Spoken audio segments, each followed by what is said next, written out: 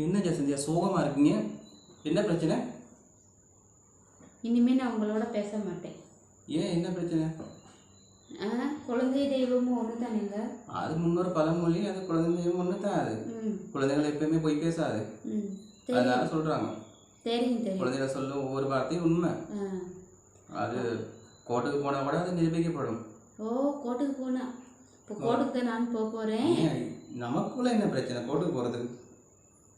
சொல்றேன் கேளுங்க. ஐயோ அலாட்டாய்க்கடா அலாட்டாய்க்க. அங்க உள்ள ஒரு குழந்தை வந்து உங்களை அப்பா தூக்கு இங்கிட்டு இருந்துச்சு, ஞாபகம் இருக்கா? அது எப்படி சின்ன குழந்தைங்க வந்து மழலை மொழியில வந்து அப்பா அப்படின்னு சொல்லி யாரு கிட்ட இருந்தாலும் தூக்க சொல்லுவாங்க. அதுதான் பிள்ளைகள். ஓ, அவங்க அவ்வளோ பேர் வந்திருந்தாங்களே, எல்லாத்தையும் விட்டுட்டு உங்களை மட்டும் அப்பா தூக்குன்னு இருந்துச்சு. அதுக்கு என்ன காரணம்?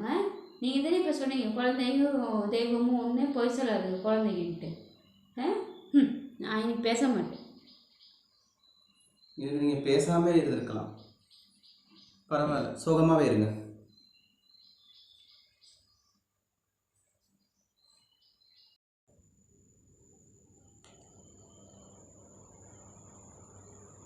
அப்பா என்ன வாரேன்? நீ பாருங்க, நேத்தனே ஃபோன் வாங்கி கொடுத்தீங்க.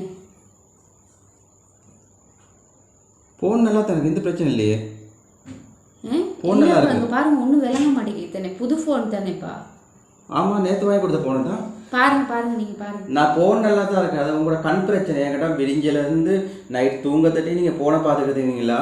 பாத்ரூமுக்கும் ஃபோன் எடுத்துகிட்டு போகிறீங்க, டொய்லெட்டுக்கும் கொண்டு போகிறீங்க, நித்திரைக்கும் ஃபோனை கொண்டு போகிறீங்க, விடிஞ்ச கையோட ஃபோன் எடுத்து பாவிக்கிறீங்க.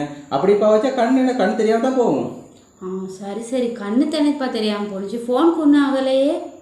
ஃபோனுக்கு ஒன்றும் ஆகலை. அப்பா நிம்மதி, நினச்சி ஃபோன் உடஞ்சிருச்சு போலான்ட்டு. கண்ணு தானேங்க, அது பரவாயில்ல. இந்த காலத்தில் ஃபோன் இல்லாமல் இருக்கலுமா?